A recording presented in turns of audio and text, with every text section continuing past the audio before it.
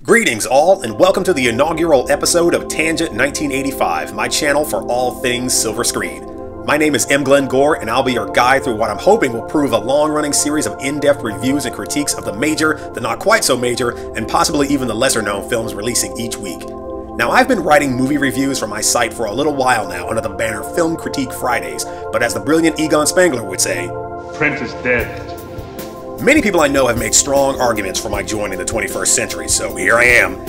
This is going to be something of a trial run, so if this suddenly and unexpectedly deteriorates into the Hindenburg of YouTube channels, I imagine we'll regroup and restructure accordingly and give it another go. However, if all goes according to plan, my goal is for this episode to be the first of many. We may even get to do another review series for older films, because I haven't yet had a chance to properly scream about how much I disliked The Last Airbender, or how much I loved Hell or High Water. So strap in, and let's see how this goes. You're watching In Like Glenn, and today we're talking about Blade Runner 2049. When Tron came out back in 1982, okay, you're gonna have to hang with me here for a little bit, I'm going somewhere with this. Anyway, when Tron came out back in 1982, it was groundbreaking. I mean, it just was. And love it or, don't, you still had to admit it was revolutionary. By the time the closing credits rolled, you knew the game had changed, and probably forever. Which is why Tron Legacy, its much maligned 2010 follow-up, was, kinda doomed right out of the gate. I mean, how exactly do you follow something like that? How do you one-up such a feat? Let me put it to you another way. What did the Neanderthals who invented the wheel do for an encore? This has been happening a lot lately. Alien remains to this day one of the greatest entries in the space is bad and hates you genre, so really, how is Prometheus going to live up to that? That kind of burden is daunting, to say the least, proving too much for many as we continually witness production after production collapse under the weight of their vastly superior predecessors. Anyone who knows me will tell you my three favorite movie sequels are The Godfather Part 2, The Empire Strikes Back, and the supremely badass Phantasm 2, Wrath of the Tall Man. These films understand exactly how it's done, and adhere to a kind of structured playbook that serves as a guide, while still leaving the filmmakers enough creative freedom to further explore the worlds we, as viewers, had already fallen in love with. It's a pretty simple formula that consists of the following three rules. Number 1, further develop the story and characters we know and the world they inhabit.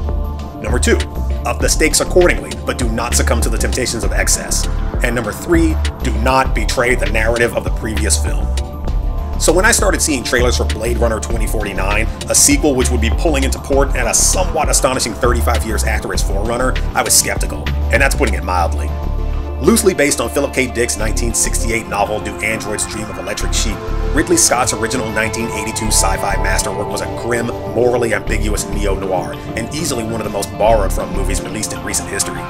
Set in a dirty, rainy, overpopulated, neon-illumined 2019 Los Angeles that was simultaneously gargantuan and claustrophobic, it boasted a compelling protagonist in Harrison Ford's Rick Deckard. Its antagonists were sympathetic and relatable, and their world felt tangible, lived in, and wholly believable, which is impressive when you consider that nothing is more difficult storytelling-wise than attempting to accurately portray the future. I'm looking at you, Back to the Future, too. Blade Runner 2049 follows the playbook to breathtaking effect. Helmed by Denis Villeneuve of Arrival and Prisoners fame, and written by Michael Green of Logan and to a lesser degree Alien Covenant, and Hampton Fancher, who served as screenwriter for the Blade Runner Final Cut, this new installment is set 30 years into the future, in a sprawling yet instantly recognizable Los Angeles where we find all the pieces we already know firmly in place. The rain hasn't let up, the neon still runs through the city streets like electric veins, the digital advertisements loom larger and more ever-present than ever before, and while this LA doesn't seem quite as densely populated as its predecessor, it is no less inhospitable. The movie has squalor in spades. Ryan Gosling, at his emotionally conservative best here, plays Kay, a Blade Runner with the LAPD tasked with hunting down and retiring older model replicants who've gone rogue, and by now you know what that means. A replicant himself, the movie wastes no time in showing us his desires. He resides in a pristine cubicle with Joy, a kind of live-in holographic girlfriend, a little Eden all his own at the heart of a filthy, graffiti-strewn and overcrowded apartment building where he endures racist taunts from the other tenants presumably every day. He doesn't appear to love his job despite being exceptional at it. He yearns to be special in a world where, by their own admission, no one is. His actions are measured, deliberate, and he displays an introspection that is all too human. He stands in the rain, lets snowflakes melt in the palm of his hand, and quite literally stops to smell the roses. Robin Wright plays Yoshi, Kay's hard-drinking police lieutenant, whose scant screen time is well used, particularly when it addresses her abject terror that the world she thought she knew might actually be on the brink of total collapse. In a movie entirely about lonely people, she feels the loneliest. Ana de Armas, who plays Joy, mirrors that same isolation. As Kay's virtual mate, she is as emotionally invested in him as her programming will allow, but even she feels at all times at arm's length. Jared Leto puts in a fair to middling performance as Neander Wallace, this movie's Eldon Tyrell and current God incarnate. As blind as his precursor, which is no accident I'm certain, he is more inhuman than any replicant, as detached and unfeeling as we sometimes secretly fear God may truly be.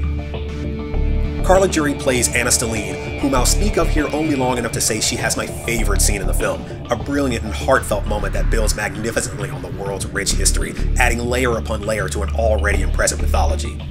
My favorite new character, though, is Easily Love, played with passionate yet reserved calculation by Sylvia Hex. She gives a marvelous, fractured powder keg of a performance. Her every second on screen is like watching a fuse burn shorter. Now, I would be remiss if I didn't take a moment to talk about Harrison Ford, who has managed to create a new kind of career for himself, one composed almost entirely of playing ancient, I dare say decrepit versions of his younger characters. And while his return as Rick Deckard was more thematically and narratively satisfying than his reprises as both Indiana Jones and Han Solo, I couldn't help but wish they'd had a stunt person stand in for some of his action sequences. His age is starting to show, which is perfect for the character, but a little hard to swallow when I'm expected to believe he's punching out shredded government superkillers half his age. That aside, he returns to the role with the weariness of a man burdened by too many secrets, of one whose life was never in his control, a concept that has always been at the core of the Blade Runner mythos. And this, unfortunately, brings us to the downside. The film is gorgeously shot, the world is as crushingly bleak and hopelessly human as ever. Like its forebear, it assaults you with a kind of grotesque beauty that mesmerizes even as it nauseates, but its representation of women and people of color is problematic at best. This is regrettably something I can almost expect to write about with every movie I watch. First of all, there are only 2 black characters in the film, and neither of them are what I'd necessarily call decent people. Now, don't misunderstand. You could have black people in your movie that aren't upstanding citizens. That's fine. They don't all have to be Jean Valjean. But when there are only 2, and neither of them are positive portrayals, one of whom goes so far morally south as to traffic in orphan child labor, that's when you've got a problem. The film has several female characters, each with their own intriguing arcs and jaw-dropping reveals, and while they are each and all entirely to the movie's benefit, I question why there is no male equivalent to Kay's holographic girlfriend Joy, and why prostitutes in this universe are only ever female. In the previous Blade Runner, Zora and Pris were combat and pleasure model replicants respectively, which is not my gripe. My complaint is, why are there no male pleasure models designed for female humans? Why are there no advertisements for male joys, virtual live-in mates for women? Why is this particular technological advancement always one-sided? Why are women never allowed to seek pleasure on their own terms, especially in a society where this is clearly overtly condoned? And hey, Terrell Corp, if you're listening, I've got 4 suggestions for your male pleasure models right here. We're well past the point where these concerns should really be addressed, especially in the realm of science fiction where I'm meant to believe that we've advanced light years as a civilization. In these far-flung, futuristic worlds, such ideas strike me as egregiously outdated. I challenge Hollywood to do more in this regard. I know they can, they just have to want to. So, was Blade Runner 2049 a success for me? Yes, absolutely. I'm still mentally unpacking all of the philosophical implications. It possibly poses more questions than it answers, but that's not to its detriment. In fact, it's exactly the sort of film that merits repeat viewings. See it, allow yourself to be immersed in its narrative, and let it work its considerable magic on you. It is so very ambitious in both its visuals and its musings on identity, isolation, memory, and the definition of what it means to be human, if there even is one. It is thoroughly fulfilling, and more satisfying on a thematic level than I could have hoped.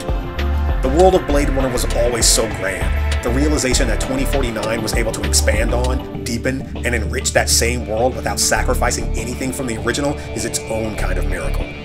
My rating, 4.5 out of 5 stars. So that's it for the premiere episode. I hope you've enjoyed watching it at least as much as I enjoyed writing it. And if you did, give a thumbs up, share, and subscribe. And if you didn't, we'll drag. I'll see you all next week with another installment. You've just been In Like Glenn.